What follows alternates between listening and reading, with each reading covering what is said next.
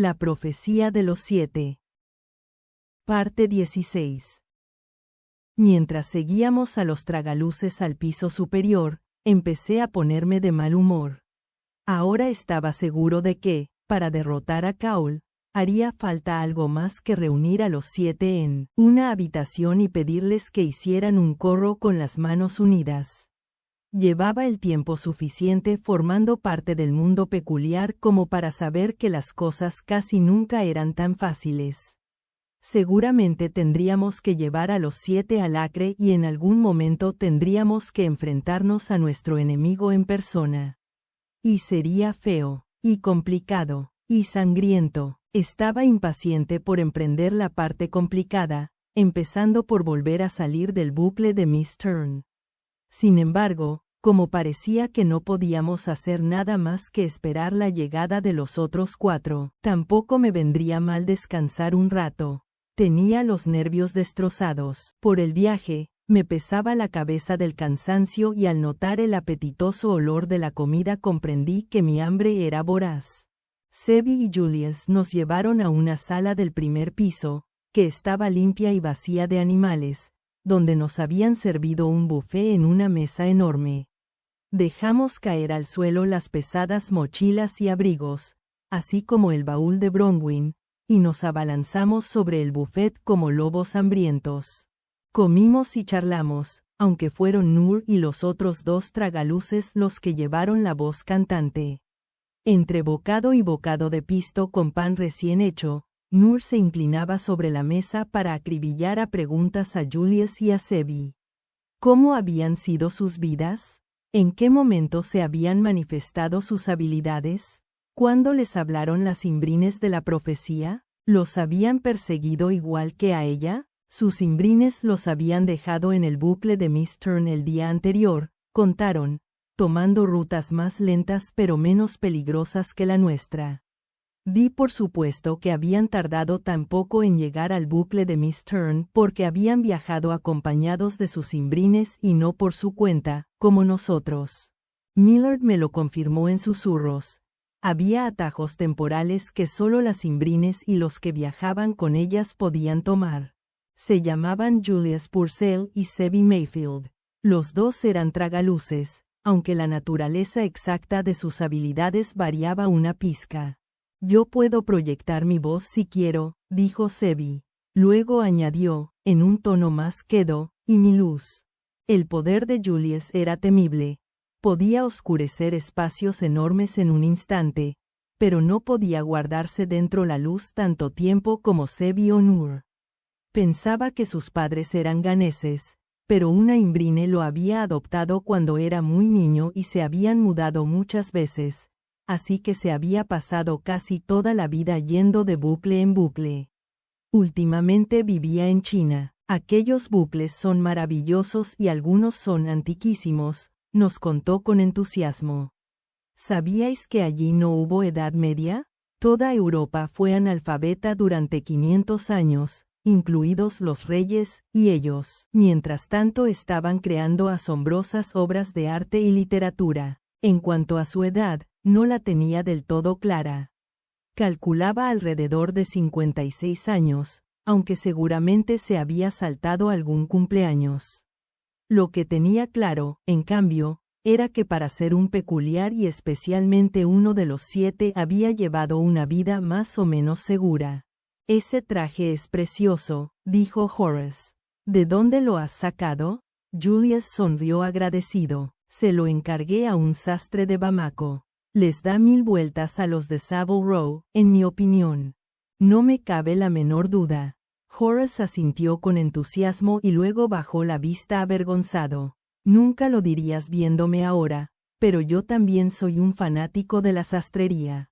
Horace es el peculiar más elegante que conozco, dije yo. Sin contarte a ti, claro, le dijo Horace a Julius, pero el chico estaba hablando con Millard, que le había formulado una pregunta extremadamente técnica sobre geografía de los bucles. La conversación derivó hacia Zebby. Nos contó que había pasado muchos años escondida en cuevas, ocultándose de la luz del sol que tanto odiaba y de los lugareños, que, como solo salía de noche, la tomaron por una vampira. Más de uno intentó atravesarle el corazón con una estaca de madera. El acoso solo sirvió para que se ocultara en cuevas aún más profundas, donde había subsistido a base de murciélagos, musgo y la comida que algún que otro lugareño compasivo le dejaba en la entrada de la cueva. Pero dejó de comerse los regalos que le traían, cuando uno intentó envenenarme. Fue entonces cuando empecé a desarrollar mi talento para proyectar la luz. Podía ahuyentar a la gente con un fantasma aterrador y proyectando mi voz. Al final, los rumores de la chica de las cuevas que dominaba la luz llegaron a oídos de una imbrine, Miss Ptarmigan, que la encontró y la acogió bajo su tutela. Era una buena mujer y me dio un hogar en la isla de Santa Elena. Menos mal que Miss Ptarmigan te encontró antes de que algún White diera contigo, dijo Emma. Persiguieron a Noor durante años. No me digas. Julius la miró apenado. ¿De verdad? Noor compartió su historia, pero no profundizó demasiado porque los detalles la entristecían. Mencionó el ataque en plena calle que había llevado a V al hospital y que la hizo comprender que ya no podía proteger a Noor. Les habló de los Whites que años más tarde habían empezado a acosarla, después de que usara sus poderes en el colegio, y que luego la persiguieron con helicópteros al estilo de las fuerzas especiales. Evitó contarles la batalla de Grave Hill, la traición de Murnau o el asesinato de V. Estaba deseando volver a interrogar a nuestros nuevos amigos. ¿Y tú? Le preguntó a Julius. ¿Tuviste algún encontronazo con los Whites? Él negó con la cabeza. Alguna vez los tuve cerca, pero mi imbrine siempre se aseguró de que les lleváramos ventaja. Les pregunté si alguna vez habían visto un hueco y los dos dijeron que no.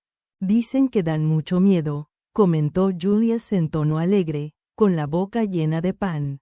Ya lo creo, respondió Bronwyn. ¿Vosotros los habéis visto? Preguntó Sebi agrandando los ojos. ¿O habéis estado cerca de alguno? Los hemos visto, hemos luchado con ellos, los hemos matado. Todo lo que se te ocurra, dijo Enoch. Podríamos contaros historias y más historias. Cielo santo, exclamó Julius al mismo tiempo que se limpiaba los labios con una servilleta. Vaya vidas que habéis tenido. Sebi se encogió de hombros. Supongo que a algunas imbrines se les da mejor cuidar a sus pupilos que a otras. Eso no es justo, protestó Bronwyn. Tenemos a la mejor imbrine de todo el reino peculiar. Yo pienso que algunos peculiares tienen suerte y nada más, dijo Horace en tono brusco. Sebi abrió las manos. Si tú lo dices, seguramente por eso están tan tranquilos, me dijo Emma al oído. Nunca han tenido a un hueco cerca. Se los merendaría vivos, asentí formando una piña con ella y con Enoch.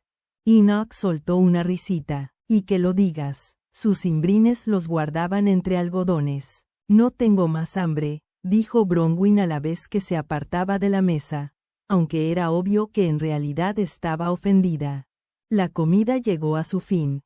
Habíamos comido hasta hartarnos y la conversación empezaba a adoptar un tono beligerante. Me llevé a Julius aparte y le pregunté cuándo pensaba que volverían Sophie y Pensebus con los demás. Notaba un pellizco de preocupación cada vez que recordaba que 4 de los 7 seguían en paradero desconocido. Volvió a asegurarme que llegarían pronto, pero era evidente que empezaba a estar harto de mi insistencia. Entre eso y su despreocupación, pensé que no acababa de entender lo que había en juego, y me preocupé aún más. Julius propuso que los tragaluces llevaran a cabo una demostración amistosa de sus poderes y que lo hicieran en el exterior, donde no hubiera paredes que les estorbaran. Yo no tenía claro qué le interesaba más, si presumir o averiguar qué era capaz de hacer Noor.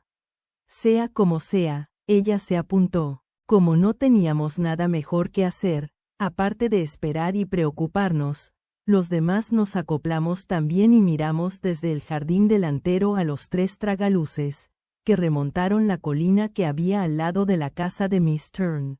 Yo conocía bien los poderes de Noor y me encantaba verla en acción. Echó a correr y cruzó la colina con los brazos abiertos en cruz para recoger toda la luz que tenía alrededor hasta reunir en las manos una bola palpitante que se bebió de 3 tragos gigantescos. Se oyeron unos cuantos aplausos de cortesía. Por más espectacular que fuera Noor, no era más que una novata comparada con Julius. Él empezó arrancando grandes listas de luz que abarcaban del suelo a las nubes, de tal modo que un soleado mediodía se convirtió en noche cerrada. No me apetecía aplaudir esa fantasmada, pero era uno de los peculiares más poderosos que había conocido en mi vida y no pude contenerme. Grité y aplaudí junto con mis amigos y los animales de Miss Turn, que se habían reunido allí cerca a mirar y ahora chillaban, relinchaban y estampaban los cascos contra el suelo.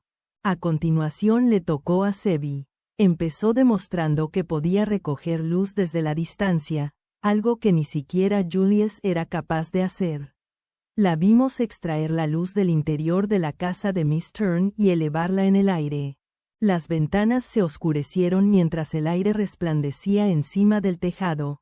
Imaginé de cuántas maneras distintas eso nos podía ser útil en batalla.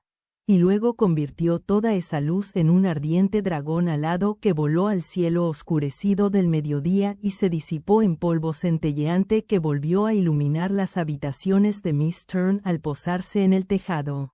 El público prorrumpió en aplausos y los tragaluces hicieron una reverencia. En ese momento oí gritar a alguien detrás de nosotros. Me volví a mirar y vi a 2 personas corriendo camino arriba. Una era una mujer que yo no conocía. Arrastraba de la mano a una niña de expresión aturdida. La niña llevaba unas botas altas y un vestido de fiesta manchado, y sostenía un muñeco grande y muy ajado debajo de un brazo. Supe que la mujer era una Imbrine nada más verla. El vestido recatado, los ojos intensos como carbones al rojo vivo y, por encima de todo, el pelo, que le llegaba hasta las rodillas como unas largas alas en posición de descanso. Todos nos reunimos en el jardín para recibirlos. Mis amigos y yo, Miss Turn y Miss Huxtable, Noor y los tragaluces. Los animales rebuznaron y graznaron mientras observaban el revuelo desde la distancia. Miss, ha vuelto, gritó Julius al mismo tiempo que corría hacia la mujer de pelo largo. Ella lo abrazó rápidamente. La cara del chico se desencajó. ¿Dónde están los demás? Me llamo Miss Petrel, se presentó la mujer dirigiéndose a todo el grupo. Soy la Imbrine de Julius. Estaba crispada y descompuesta. Fuimos a buscar a Hadi Akhtar, el tragaluces que se marchó anoche. Pensó que podría orientarse por sí mismo, pero no sabía que el camino al pueblo estaba minado. Pisó una mina y se sacó un calcetín requemado del bolsillo y nos lo enseñó. «Oh, Dios mío», se horrorizó Emma. «¿Ha muerto?» Miss Petrel asintió. «¿Y los demás?», pregunté, aunque tampoco importaba. Si faltaba uno, ya no podían ser 7. La niña se había acercado el muñeco al oído como si le estuviera susurrando algo. Ahora se lo apartó de la oreja y dijo, «Penny dice que os lo puedo contar. Me llamo Sophie, por cierto. Soy la que llamó en secreto a vuestras Imbrines. A 6 Imbrines, a todas menos a Miss Greenshank». Miró a Noor y añadió, «Belia Greenshank». Era la primera vez que oíamos el nombre de Imbrine de Noor se puso tensa y luego miró a la lejanía. «Pero solo 4 conservaban a sus pupilos», continuó Sophie. «Las otras nos dijeron que sus pupilos llevaban años muertos», dijo Miss Petrel. «Uno envejeció, a otro lo mataron los Whites. Al tercero lo atropelló un autobús en Buenos Aires en 1978. Todo muy triste. Yo estaba al borde del desmayo». Noor se había quedado rígida, como si no entendiera lo que le estaban diciendo o no pudiera asimilarlo. «Pero usted dijo que los demás vendrían», insistió Sebi. «Lo dijo. No supimos que habían muerto hasta después de nuestra llegada», dijo Miss Petrel. «Y queríamos que estuvieran todos presentes antes de darles la noticia». saludó a Nur con una inclinación de cabeza. Los pocos que quedaban, claro. Y entonces Nur, que se había ido encendiendo en silencio, estalló. Esto es de locos. ¿Nos hemos jugado la vida para venir y solo quedamos 3? Por el amor de Dios, eso no es ni la mitad. ¿Qué sentido tiene? ¿Qué sentido tiene todo esto? No tenemos nada que hacer. El número no tiene importancia, le dijo Sophie en tono tranquilo.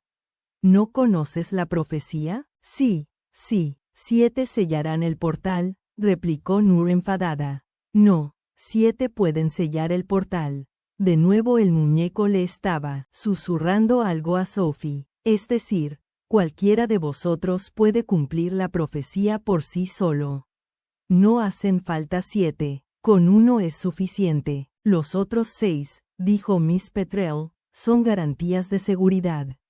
Julius y Sebi se miraron mientras ataban cabos poco a poco. ¿Como una especie de reservas?, preguntó Sebi. Miss Petrel hizo chasquear los dedos. Exacto. Sebi se frotó la parte trasera de la cabeza como si intentara asimilar una conclusión peliaguda.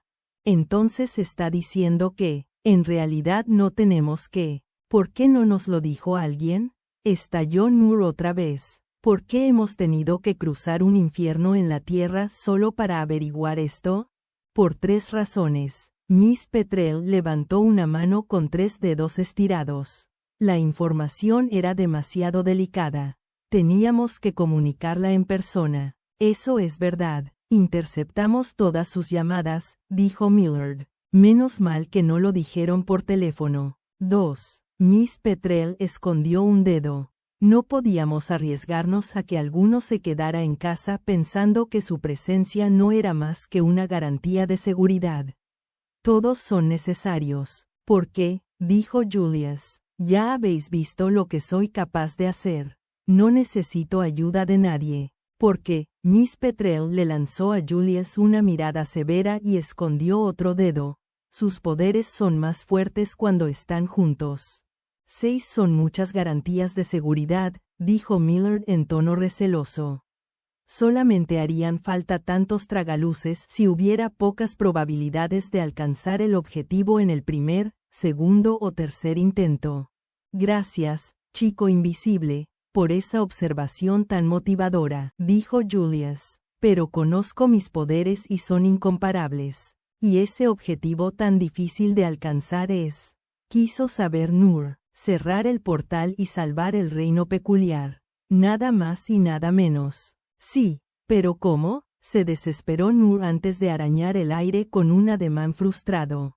Había arrancado sin querer una tira de luz justo delante de su cara y tuvo que atravesar la oscuridad para que volviéramos a verla. ¿Alguien sabe qué significa eso? Miss Petrel guardó silencio pestañeando. Hay otra parte de la profecía que lo explica con más detalle, pero estoy intentando recordar las palabras exactas. Pensebus, ¿tú te acuerdas? Sophie se acercó el muñeco al oído. Oí el claqueteo de la mandíbula de madera de Pensebus, que se abría y se cerraba mientras Sophie asentía. La luz se deslizó despacio de la mano de Nur a la cicatriz negra que había dejado en el aire.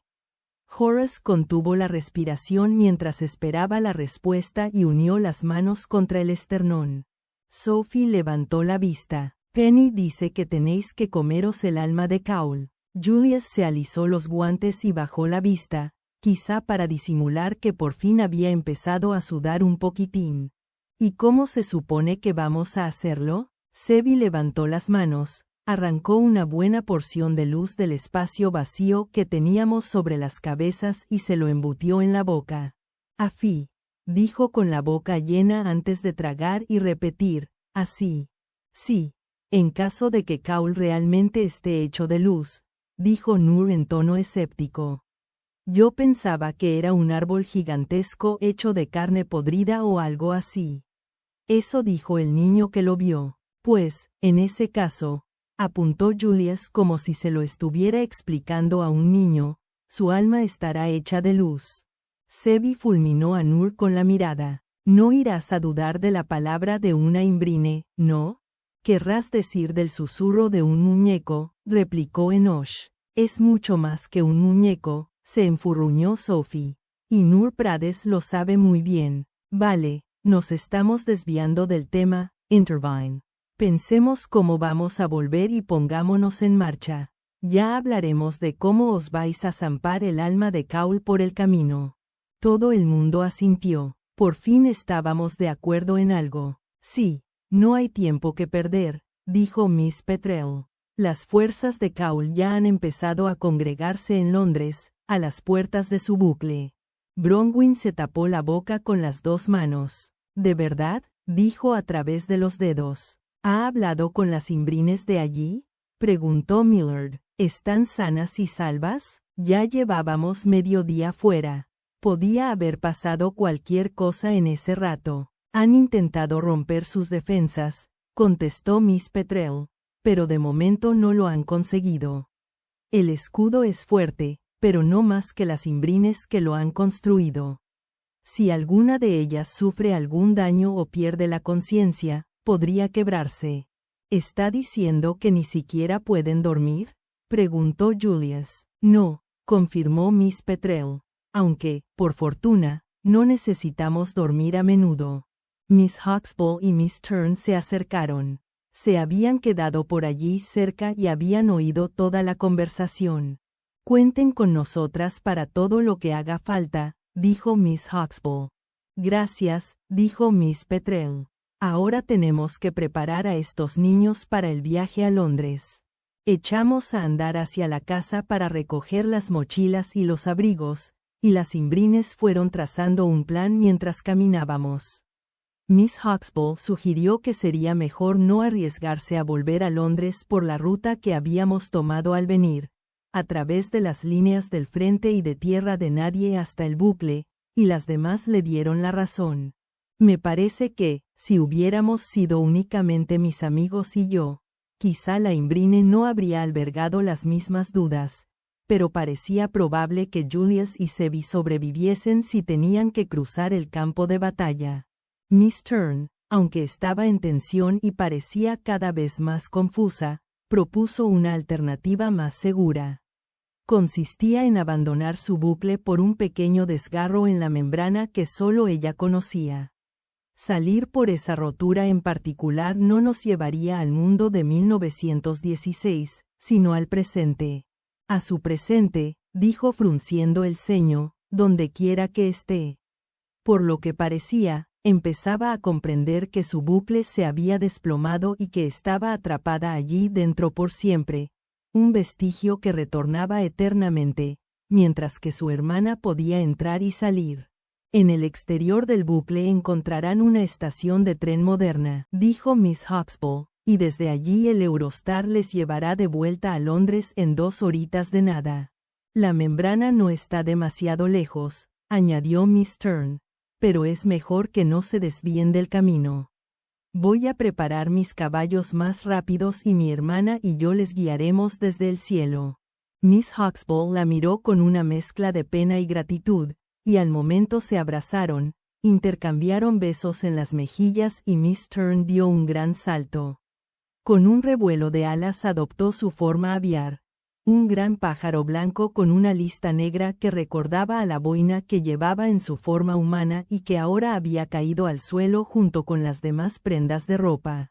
Soltó un alegre graznido y salió volando por una ventana abierta. Echo de menos su chispa, dijo Miss Huxtable con nostalgia. Al menos la ve de vez en cuando, comenté. Sí, ha sido bonito, pero me estoy planteando cerrar mi bucle, recoger mis cabezas y reunirme con las imbrines de Londres. Ahora que se han reunido los 7, o lo que queda de ellos, este bucle ha cumplido su propósito con creces. Pero, si deja que su bucle colapse, ¿no le resultará mucho más difícil volver a ver a su hermana?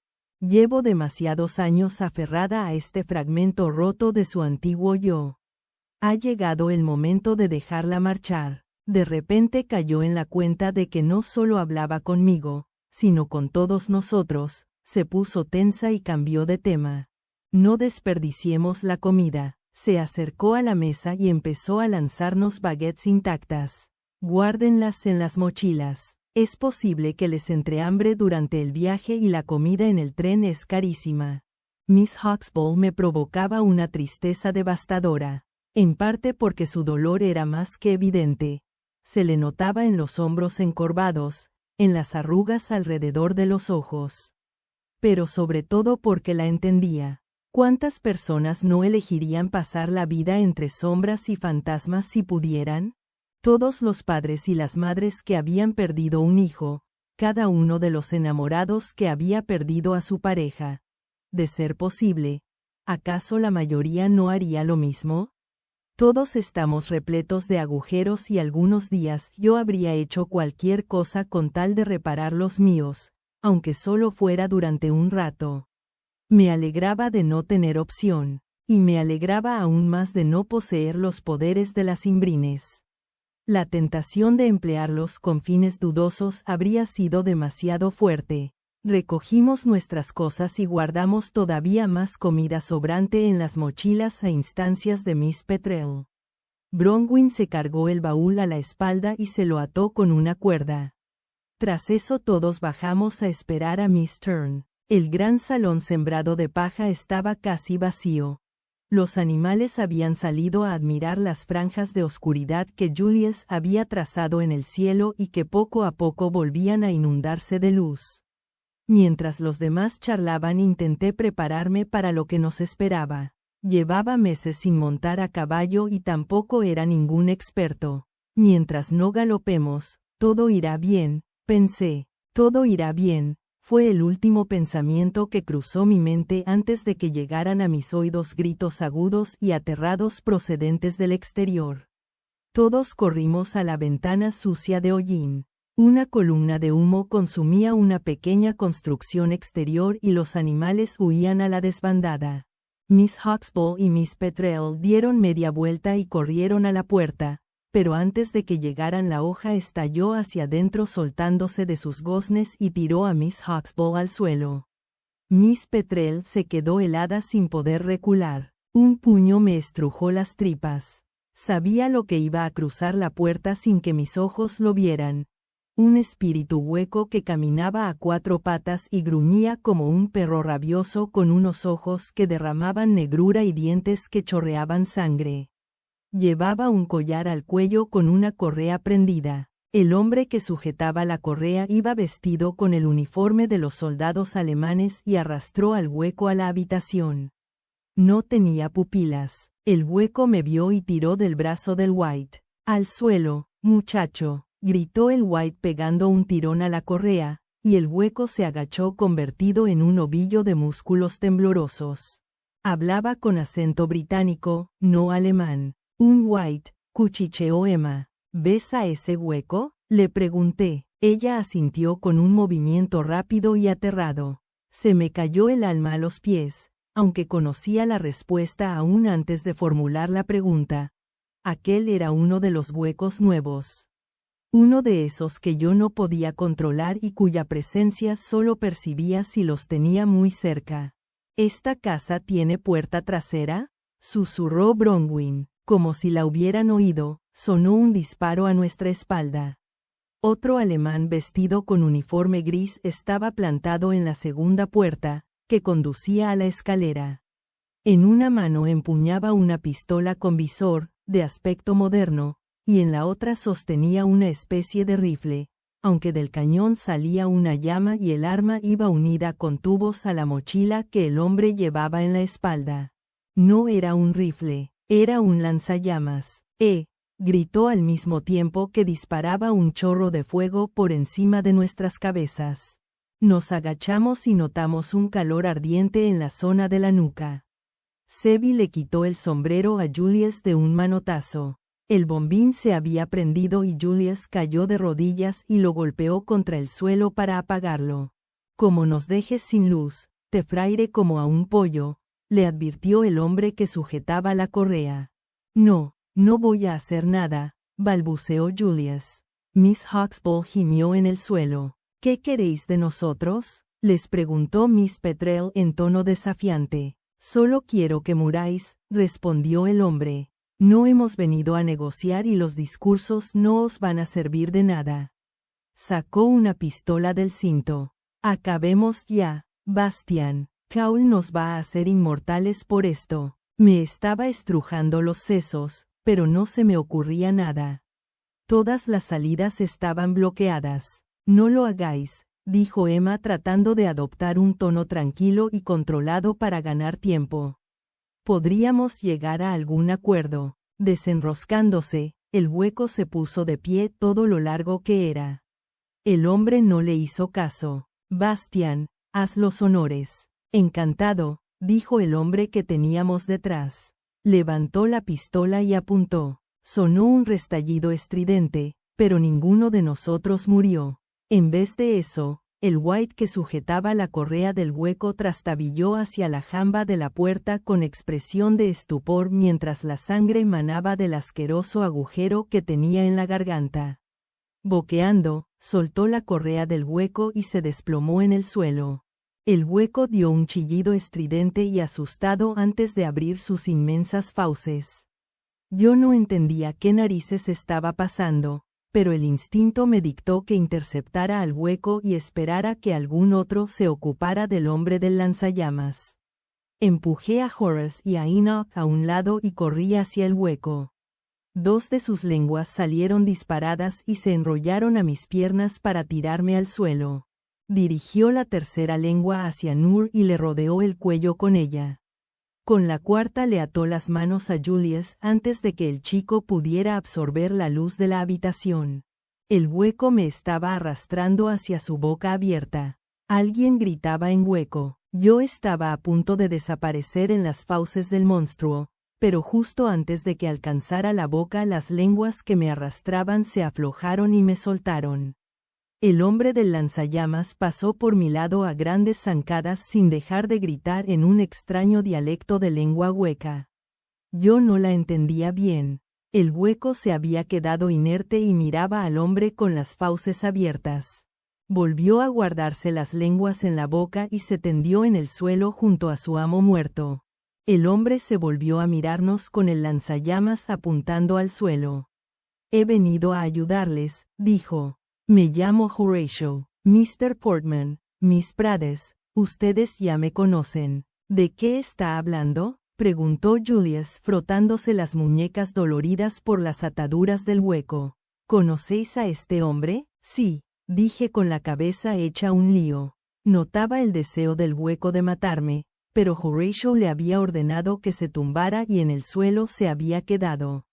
Es un White. Horatio no lo discutió. Soy el antiguo hueco de Harold Fraker King, al que conocen como H.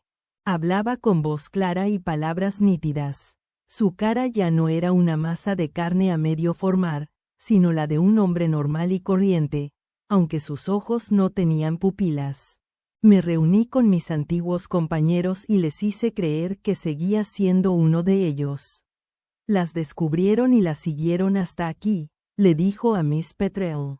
¿Qué?, preguntó ella. ¿Pero cómo? Ya se lo explicaré luego. De momento tendrán que creerme. Vienen más y son peores. ¿Qué puede ser peor?, preguntó Sebi. En ese momento se dejó oír un rugido en el exterior, un sonido que yo asociaba con Godzilla y los dinosaurios de Jurassic Park. Murnau, dijo Horatio, y hay muchos más huecos con él. ¿Murnau?, preguntó Nur como si no se pudiera creer lo que estaba oyendo. Y entonces oí su voz profunda y potente, que bramaba en el jardín delantero. Niños, salid, salid de donde quiera que estéis. Nos acercamos corriendo a la ventana. Un gigantesco espanto se acercaba pesadamente por el camino. Era una pesadilla de 6 metros de altura cuya mitad inferior estaba hecha de movedizo moco negro, mientras que la mitad superior recordaba a un Murnau derretido y mucho más grande de lo normal. Seguía gritando, mi señor me ha bendecido con un nuevo cuerpo y un apetito insaciable. Vi y luego sentí la llegada de 3 huecos más, que se acercaban corriendo tras él. Pertenecían a la especie nueva, más grandes que los antiguos y visibles para todos. «¡Corran!», gritó Miss Huxtable a la vez que se levantaba con ayuda de Bronwyn. Tienen que correr. Cojan los caballos. Llévense a Sophie, pidió Miss Petrel a la vez que empujaba a la niña hacia mí. Ella no pertenece a este bucle. Puede marcharse. Y al momento estábamos corriendo, tropezando y arrastrándonos unos a otros a la puerta trasera de la casa, donde 5 caballos ensillados ya nos estaban esperando junto al huerto. Al principio se mostraron reacios y nerviosos, pero Miss Petrel consiguió convencerlos y dejaron montar a mis amigos. Me volví a mirar a Horatio, que se estaba despojando de su chaqueta del ejército alemán, bajo la cual llevaba una camisa normal. Desvié la vista hacia el hueco encorvado tras él, que dejaba un reguero de baba negra en las tomateras. ¿También serás capaz de controlar a los demás?, le pregunté. Horatio tiró la chaqueta. Lo dudo. Este es el único con el que he podido establecer conexión durante cierto tiempo. Su lenguaje ha cambiado y sus mentes se han endurecido. Horatio levantó el lanzallamas, apuntó a la casa y con un largo tirón del gatillo incendió la habitación que acabábamos de abandonar. Para entretenerlos un poco, explicó. Estaba a punto de tirar el lanzallamas cuando le sujeté el brazo. Él se volvió de golpe a mirarme, un reflejo que presagiaba violencia, pero se contuvo. Tranquilo, le dije, y señalé al hueco con un gesto de la cabeza. ¿No deberías acabar también con él? Casi todos habían montado ya. Emma me llamó. Jacob, venga. No es necesario, respondió Horatio. Lo miré entornando los ojos. Estamos malditos, pero no somos irredimibles, dijo antes de darse media vuelta y gruñirle algo al hueco, que correteó hacia el bosque. Inofensivo como un gatito. No volverá a molestarnos. Se montó en un caballo y alargó el brazo hacia abajo para ayudar a montar a Sophie. En la casa resonaban los trompazos y los aullidos de huecos furiosos. Oíamos a Murnau gritarles que mataran a tantos de nosotros como pudieran, pero que le dejaran a él a Jacob Portman. Me subí dándome impulso al caballo de Emma, a la que habían emparejado conmigo porque montaba muy bien. Nur cabalgaba con Enoch, Horace con Julius y Bronwyn con Sebi, que se agarraba como podía al baúl que Bronwyn llevaba atado a la espalda. Miss Huxtable y yo les guiaremos al desgarrón de la membrana, nos gritó Miss Petrel. Miren al cielo. Miss Huxtable y ella dieron un salto y se transformaron con un revoloteo de plumas. A continuación volaron a los árboles que había en la parte trasera del terreno, donde Miss Turn ya estaba planeando en círculo. Nuestros caballos emprendieron la marcha al trote para seguirlas. Un momento, ¿qué pasa con Addison?, exclamó Bronwyn. Addison se apresuraba a nuestro lado, todavía en el suelo. Yo puedo correr, respondió orgulloso. No tan rápido como nosotros, respondió mi caballo en clarísimo inglés. Bronwyn se agachó en la silla, recogió a Addison con una mano y se lo colocó debajo del brazo mientras sostenía las riendas con la otra. «Arre, caballo», gritó, y Addison aulló de miedo cuando el animal salió disparado. El ruido de los cascos resonaba a nuestro paso y monstruosos aullidos nos seguían. Me atreví a mirar atrás y vi al gigantesco ser de moco, Murnau, alto como la mitad de una casa, arrancar la chimenea del tejado y lanzárnosla. Trazó un arco en el cielo y aterrizó con una explosión de ladrillos, y por un momento una nube de polvo emborronó las vistas del camino. Yo tenía los brazos atados a la cintura de Emma mientras el caballo corcoveaba y se contoneaba debajo de nuestros cuerpos. Me aferré con las piernas al cuerpo del animal para no salir volando. Emma sostenía las riendas, aunque el corcel no precisaba que lo guiasen. Conocía el terreno al dedillo y tenía tantas ganas de escapar como nosotros. Los 5 caballos galopaban colina abajo. Cabalgábamos formando un grupo prieto en estampida hasta que llegamos a la linde del bosque, donde el camino se estrechó y los animales tuvieron que avanzar en fila india. Nosotros íbamos en cabeza y Julius y Horace a la cola. Echando un vistazo atrás, Vi a Julius sujetar las riendas con una mano y levantar la otra para arrancar la luz del aire. ¡Qué listo!, pensé. Estaba dejando a su paso una estela de oscuridad para cegar a nuestros perseguidores. Pero el camino era complicado y estuvo a punto de salir volando. Horace pegó un grito y lo agarró para devolverlo a la silla antes de que cayera.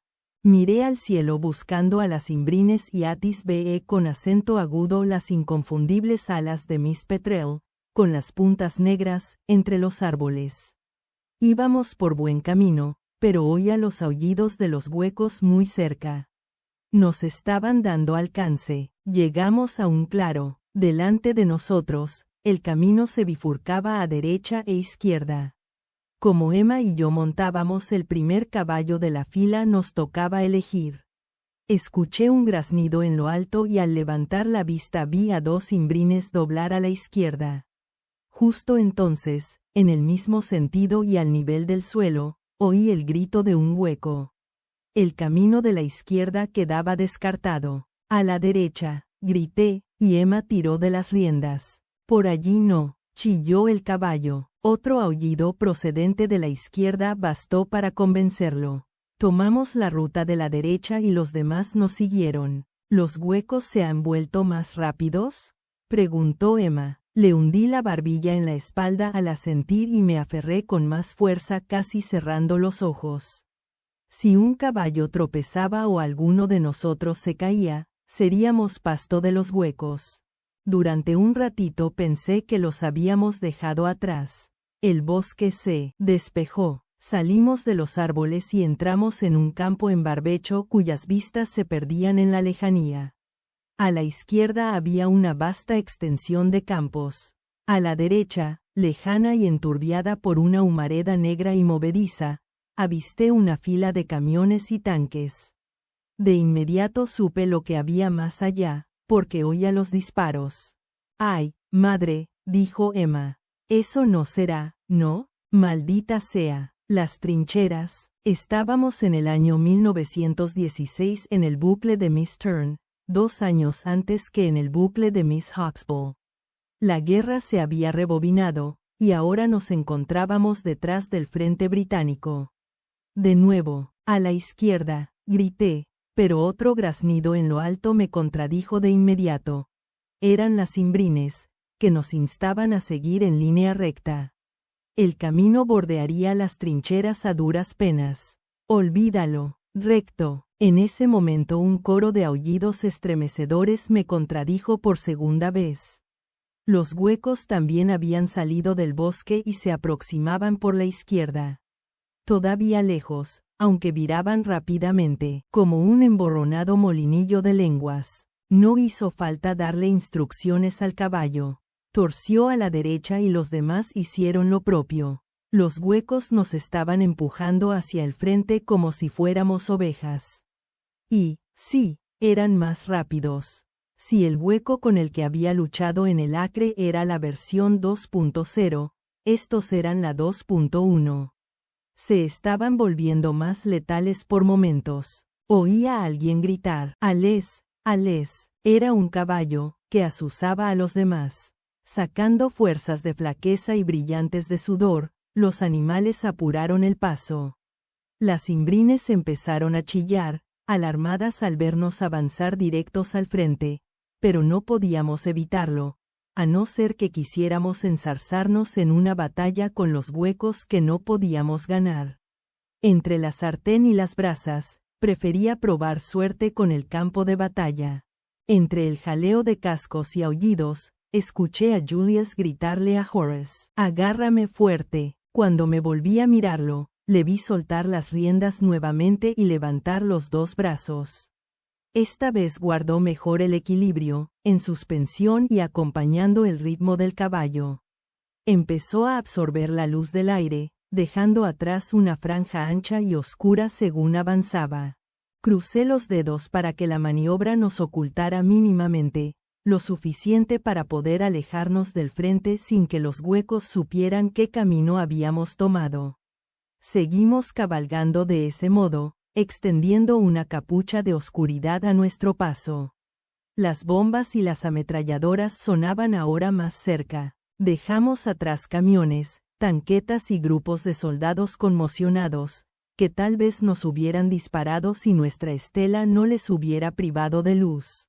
Ahora, a la izquierda, le grité a Emma, porque esperaba que nuestra capa de oscuridad bastara para camuflar el cambio de sentido y porque de seguir en línea recta habríamos ido a parar a tierra de nadie, donde algo tan extraño como una alfombra de noche flotante habría provocado una tormenta de disparos.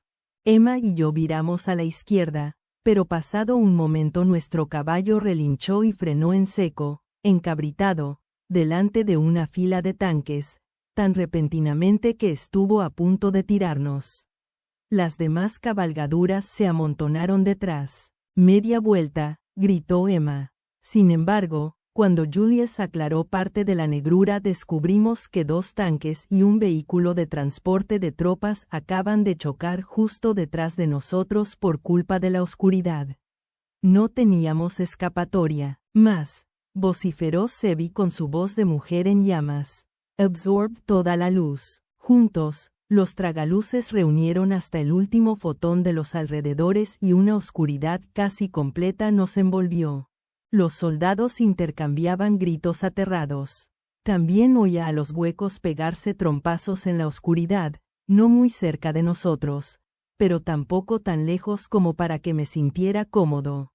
De momento estaban cegados y desorientados, y supuse que los intensos tufos del campo de batalla, pólvora, gasóleo y muerte, habían enturbiado las estelas de olor peculiar que dejábamos a nuestro paso. En ese instante una luz brilló en las manos de Nur, un resplandor que iluminó sus rasgos aquilinos y una pequeña zona en torno a nosotros. «Apágalo», dijo Enoch, «los huecos lo verán». «No ven nada con esta oscuridad», le aseguró Julius. «Mi negrura es más espesa que la sopa de guisantes». Un joven de uniforme entró trastabillando en el cono iluminado de Nur. Abría unos ojos como platos y le temblaban los labios cuando levantó la vista hacia ella, que seguía a lomos de su caballo. «¿Estoy muerto?», preguntó. «¿Esto es el cielo o el infierno? Los huecos no seguirán desorientados mucho rato», dije, sin hacerle caso al soldado. Los puntos de dolor que representaban a los huecos en mis entrañas habían dejado de ir a la deriva y empezaban a reunirse. «Están volviendo a captar nuestro olor. No tenemos escapatoria», lloriqueó Horace. «Puede que sí», dijo Nur. Puso los ojos en el tanque más cercano, un primitivo armatoste de metal y orugas que asomaba al borde de la tenue luz. Se quedó mirando al joven soldado. «¿Sabes conducir esa cosa?». Él intentó hablar, pero no pudo. En vez de eso asintió. «Bien». Nur pasó la pierna por encima del caballo y se bajó de un salto. «Necesitamos que nos lleves». Enoch la miró boquiabierto. «¿En eso? Es una idea fabulosa, Nur», dijo Emma, que desmontó también y luego se volvió hacia Enoch. «A menos que prefieras correr por tierra de nadie con la única protección del jersey de Enoch para detener las balas». Todos nos bajamos de las monturas. «¿Y nosotros qué?», preguntó nuestro caballo. «Esperad a que los huecos nos persiguen y salid corriendo», le propuso Nur. El soldado joven ya se estaba subiendo al tanque. Nos acercamos a toda prisa. Al borde de la oscuridad que nos rodeaba, soldados con máscaras de gas acudían a observarnos. Debían de pensar que estaban soñando. «Los pequeños primero», exclamó Nur al mismo tiempo que levantaba a Sebi para meterla en el tanque. «Abre la puerta». El soldado deslizó un pestillo y abrió la compuerta del tanque. «¿Estás segura de que cabremos todos?», preguntó Bronwyn. «Encogeos si hace falta», dijo Horace. «Hay que entrar como sea». El joven soldado nos ayudó a entrar uno a uno. Nur y yo fuimos los últimos y, cuando Nur se estaba dejando caer al interior, el soldado le preguntó: «¿Sois ángeles?». «Claro», respondió ella. En ese momento oímos el aullido inhumano de un hueco. Estaban cerca y venían a toda velocidad. Si en las mejillas del soldado quedaba algo de color, desapareció en ese momento. Y esos, terminó Noor, son demonios. La compuerta se cerró sobre nuestras cabezas. Por extraño que parezca, el interior de un tanque de la Primera Guerra Mundial parecía diseñado para matar a sus ocupantes tanto como el exterior estaba pensado para asesinar a los enemigos. Aunque estábamos apretujados como sardinas, había espacio para todos. Sin embargo, nos costaba respirar a través de los vapores, casi no oíamos nada por culpa del ruido y apenas podíamos ver porque la única visibilidad procedía de rendijas en el blindaje. El soldado encajó el cuerpo en el asiento del conductor.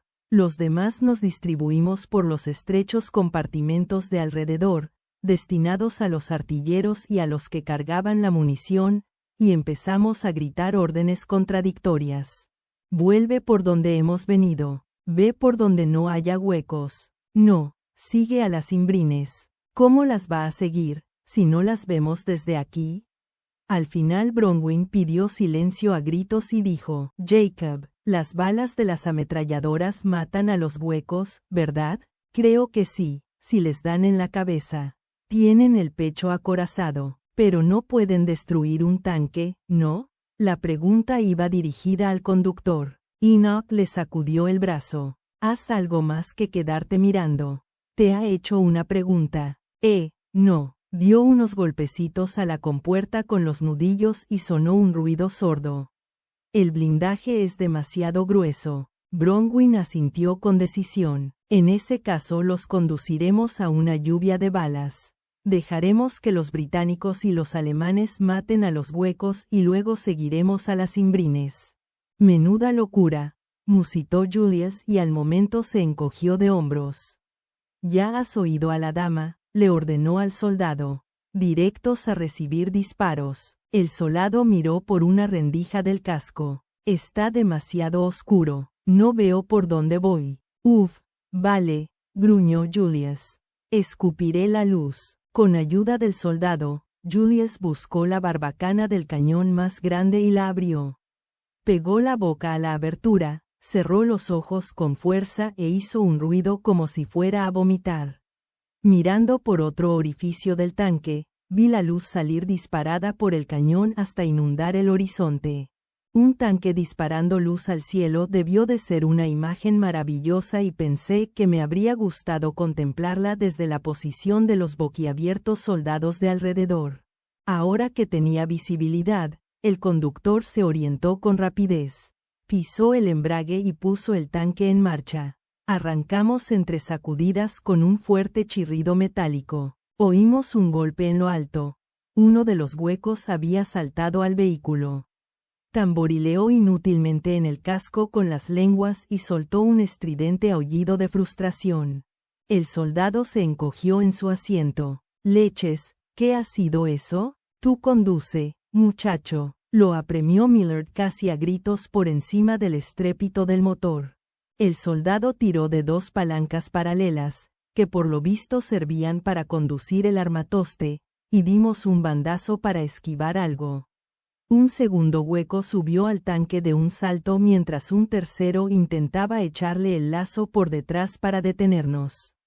Pero los dientes y las lenguas les servían de muy poco contra nuestro mastodonte de hierro y acero. Según nos acercábamos al frente, el pánico empezó a reemplazar el estado de dócil ensueño en el que se encontraba el soldado, pero un flujo constante de ánimos por parte de Millard junto con las amenazas de Enoch lo empujaron a seguir avanzando hacia el campo de batalla. Poneos las máscaras protectoras y buscad algo a lo que agarraros, gritó. Sacó una máscara de aspecto aterrador de debajo del asiento y se la ajustó a la cara. Tenía rejillas de metal en la zona de los ojos y una barba de cota de malla que cubría la parte inferior de la cara hasta el cuello. Había máscaras idénticas debajo de cada asiento y cada uno se puso la suya. Pesaban mucho y reducían la visibilidad prácticamente a cero, pero no sería yo el que cuestionara su utilidad. El tanque se inclinó hacia adelante de un modo exagerado, chocó con algo y se enderezó. Habíamos cruzado las trincheras y nos adentrábamos en tierra de nadie. Hubo un momento de tregua en el que solo escuchamos el rugido del motor y el chirrido de las orugas. Hasta los huecos guardaban silencio. Y entonces la artillería despertó. Las ráfagas sonaban como truenos mientras acribillaban la tierra devastada y luego una descarga de golpes repicó en mi cabeza. Ninguna bala entró en el tanque, pero pequeños fragmentos de metal se desprendían y salían volando, y por fin entendí para qué servían esas máscaras de aspecto medieval. Noté la muerte de un hueco. Ni siquiera tuvo tiempo de gritar. Los demás sí. Las balas los alcanzaron y percibí cómo huían de la parte expuesta del tanque a la zona resguardada que daba a las líneas británicas. Le grité al soldado que diera la vuelta y guiara el tanque en sentido contrario. Vi un atisbo de duda en su cara, pero estaba tan desbordado que obedeció. Tiró de la palanca derecha al tiempo que hundía la izquierda, y el tanque empezó a trazar un giro de 180 grados. La lluvia de balas cambió de un lado al otro. Uno de los dos huecos que quedaban tardó demasiado en reaccionar y saltó en pedazos. El otro rodeó la parte trasera del tanque reptando como una araña y luego noté que se escondía debajo, en el espacio entre las orugas. El metal repicaba a nuestros pies cuando arañó y golpeó el suelo del tanque, desesperado por entrar. Me pregunté si la saliva de los nuevos huecos sería tan ácida como para corroer el acero. Ahuyentando el pensamiento de mi mente, le grité al soldado que diera la vuelta otra vez y él empujó las palancas. De nuevo, me levanté buscando el equilibrio contra el violento zarandeo del tanque y miré por la rendija que tenía más cerca. Al otro lado del terreno devastado y humeante vi un cráter lleno de alambre de púas enredado. Le pedí que pasara por encima. «¿Podríamos quedar atrapados ahí dentro?», dijo, «y no volver a salir nunca». Los arañazos del hueco se convirtieron en preocupantes tañidos y me lo imaginé desprendiendo paneles de la carrocería. «No hemos venido hasta aquí para morir en esta lata de conservas», gritó Emma. «Haz lo que te dice y conduce». El soldado hundió el pie en el pedal. El tanque cobró velocidad, pero yo todavía tenía la sensación de que nos movíamos a cámara lenta. Hacía un calor infernal allí dentro, el motor recalentado provocaba un resplandor en el aire y la acumulación de humos amenazaba con ahogarnos. Por fin nos hundimos en el cráter. El hueco empezó a chillar cuando el alambre de púas lo desgarró. El conductor aceleró al máximo con la esperanza de que pudiéramos salir por el otro lado, pero la oruga izquierda se atascó al enredarse con el cable mientras la derecha seguía en movimiento, algo que nos hizo girar en un círculo muy lento. Las balas nos acribillaron de nuevo y entonces algo se rompió y quedamos liberados. Al cabo de un momento el tanque se inclinó hacia arriba y salimos del agujero. Hubo vítores y choques de puños triunfales. Y entonces cayó un proyectil de mortero que nos volcó entre una explosión gigantesca. Me hundí en una nada negra. No sé cuánto tiempo, puede que un par de minutos o quizás solo unos segundos, pero cuando recuperé el sentido una máscara aterradora me miraba desde arriba y tuve que reprimir un grito. Era Emma. «Nos han disparado con un mortero», gritaba. El tanque había caído de lado. En el interior todo había girado 90 grados. El soldado estaba muerto. La máscara se le había soltado justo antes del disparo de mortero y la sangre le caía a chorros por la cara. Los 3 huecos habían sucumbido también, lo notaba. Pero, si intentábamos salir del tanque, correríamos su misma suerte. Aunque nos habían derribado, la lluvia de disparos apenas había aflojado. Miré a un lado y al otro, aturdido por la explosión y por las voces combinadas de mis amigos. Horace estaba ayudando a Enoch, que tenía la manga de la chaqueta empapada de sangre. Millard y Bronwyn buscaban algo en el baúl con aire frenético. Sebi lloraba traumatizada. «Noquiero morir aquí», se lamentaba. Tampoco los demás. Teníamos que salir del tanque antes de que un proyectil de mortero le acertara de pleno. pero tan pronto como asomáramos la cabeza por el escotillón estaríamos tan muertos como los huecos. Podría volver a beberme la luz del cielo, propuso Julius. No cambiaría nada, dijo Horatio. Lo cubrirían todo con un manto de balas. Hubo más sugerencias, pero ninguna buena. Todo el mundo empezaba a entrar en pánico. En ese momento Millard exclamó: «Mirad esto, amigos». Todos nos volvimos. Bronwyn y él habían abierto el baúl y estaban sacando con sumo cuidado el reloj de huesos de Klaus. Yo no había vuelto a acordarme de él. «Tengo una cosa que podría ayudarnos, aunque puede que no. Probaremos lo que sea», exclamó Horace. «Se ha abollado un poco, pero si aún funciona, y si funciona como nos ha dicho Klaus». Nos mostró el llavero de falanges. A ver, ¿era el índice el dedo que abría la caja o era el anular? Lo interrumpió una explosión que zarandeó el tanque. Otro proyectil de mortero había impactado cerca y noté un pitido en los oídos. «Ábrelo y ya está, Millard», gritó Noor. Se le cayeron las llaves al suelo, las recogió a toda prisa e insertó una en el estuche. Por suerte, la caja se abrió al primer intento. «No tengo del todo claro cómo funciona», gritó para hacerse oír por encima del estruendo al mismo tiempo que usaba otro dedo para darle cuerda al reloj. «Pero, sea cual sea el efecto, no creo que dure demasiado». Le dio una última vuelta a la cuerda con esfuerzo y las huesudas manillas del reloj empezaron a girar tan deprisa que las perdimos de vista. De repente se oyó un sonoro bong y las dos se detuvieron a las 12 en punto. Cuando el eco de la campanada se apagó, el incesante repiqueteo de las balas contra el casco del tanque cesó al mismo tiempo. Noté una sensación de vacío en la barriga como si el tanque hubiera caído por un precipicio. Una sensación que ya identificaba con los desplazamientos temporales. Y luego, como por arte de magia, el mundo exterior enmudeció. Durante un momento de puro terror me pregunté, ¿estamos muertos? Millard saltó por encima del soldado muerto y desenroscó la escotilla. Horrorizado intenté aferrarle la pierna y fallé, pero para entonces él ya había abierto y estaba asomando la cabeza. Fuera del tanque, el mundo estaba tan silencioso como dentro. Pasado un ratito volvió a meter la cabeza. «Ahora no hay peligro», dijo emocionado. «Salimos del tanque en el mismo orden en el que habíamos entrado, los más pequeños en primer lugar, Noor y yo los últimos. Con los pies por delante, me dejé caer al suelo. Alrededor todo era un revoltijo de barro, alambre y trozos de hueco reventado. El mundo había cambiado. El motor del tanque se había apagado y ya no resonaban los disparos. Pero ni siquiera eso bastaba para explicar este silencio nuevo, tan profundo que habría pensado que me había quedado sordo de no ser por los murmullos anonadados de mis amigos. ¿Se habían desplazado los soldados por arte de magia a una dimensión paralela? Noor estaba examinando un objeto suspendido en el aire, una bala que se había detenido en pleno vuelo.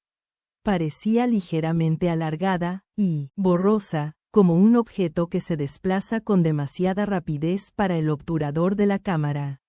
Había enjambres enteros de balas alrededor. A lo lejos, el proyectil de un mortero se había detenido en mitad de una explosión y un geyser de tierra se proyectaba hacia arriba en forma de paraguas.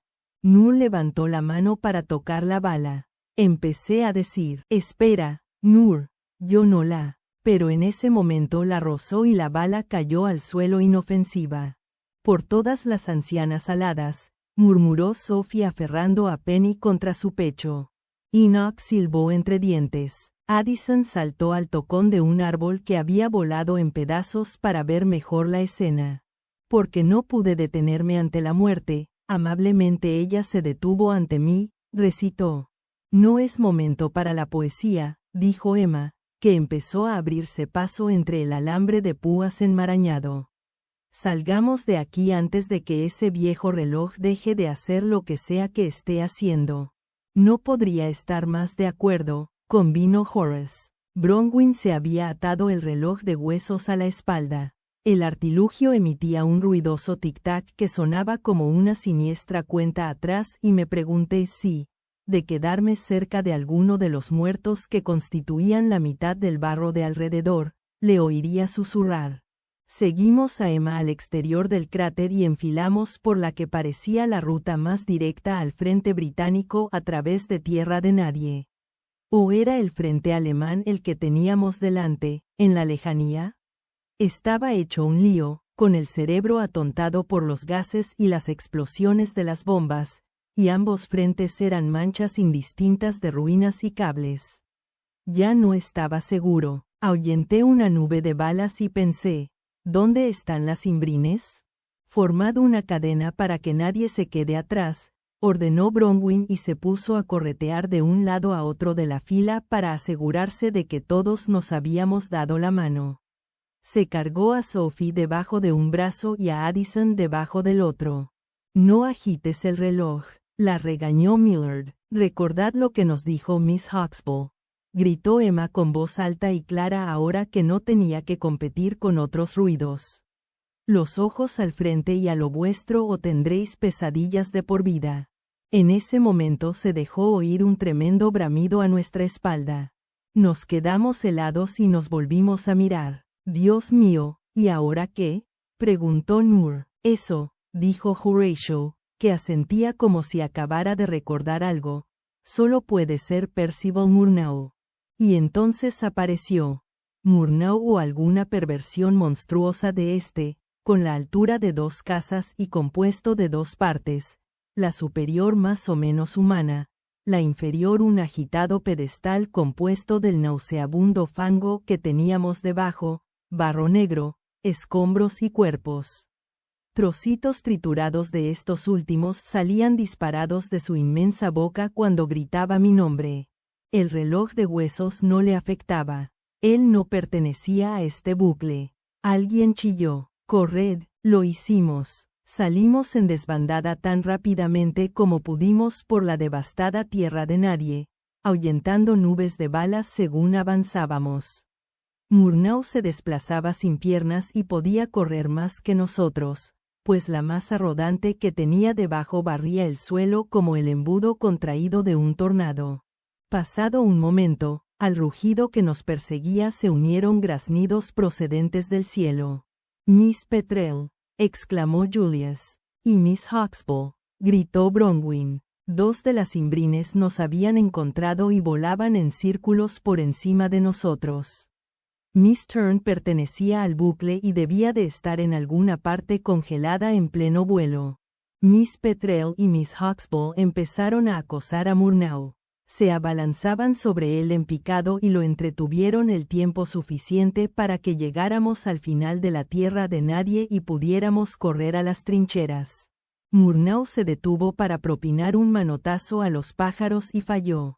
Nosotros nos colamos por una sección rota de la alambrada y llegamos por fin a las trincheras. Volando casi a ras de suelo, Miss Huxtable nos guió a la pasarela que cruzaba las trincheras por encima. Aquí las nubes de balas eran densas como lluvia y el sonido que hacían al caer al suelo según las apartábamos con el cuerpo recordaba al de una máquina tragaperras que vomitara el premio gordo. Observé la trinchera mientras recorríamos la pasarela. Había montones de soldados congelados como lúgubres estatuas con las caras sucias de tierra y sangre, y las armas escupiendo balas. Eran alemanes, no británicos. Estábamos en el frente alemán. Resonaban fuertes golpes a nuestra espalda. Murnau estaba cerca, quizá a 50 metros y acortando distancia.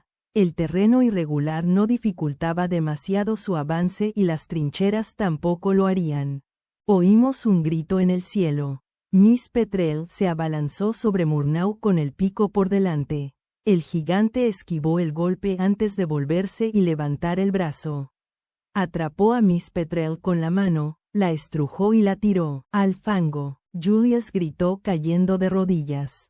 Sebi y Enoch lo recogieron y lo arrastraron en volandas. Miss Petrel estaba muerta. Nunca había visto a una imbrine asesinada y la imagen me detuvo en seco, pero me obligué a seguir avanzando hacia las trincheras exteriores.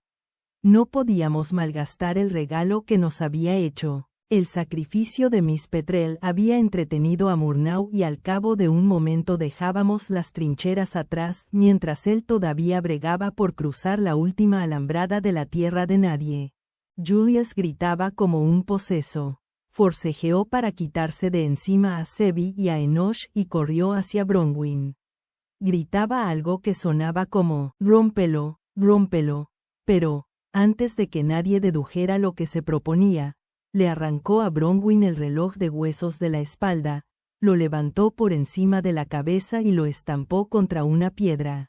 Noté un repentino calambre en la barriga, un cambio de presión en los oídos, y los gritos de Millard a Julius quedaron ahogados por el rugido ensordecedor del tiempo que volvía a discurrir hacia adelante. 1.000.000 de armas reanudaron el fuego. Los hombres de las trincheras que habíamos dejado atrás se pusieron en movimiento. Y Murnau quedó atrapado en un huracán de metal volador. Vi su cuerpo, o el cuerpo de aquello en lo que se había convertido, estallar en pedazos. Se desintegró ante mis ojos. Una Imbrine, Miss Huxtable, aunque ahora apenas la oía, nos gritó que siguiéramos avanzando. Julius se había desplomado y esta vez fue Bronwyn la que lo recogió. Cruzamos la parte trasera del frente a la carrera, entre tiendas de intendencia y hospitales de campaña, hasta que llegamos a un temblor difuso en el aire, la membrana del bucle, y cruzamos a un mundo de desorientadora normalidad.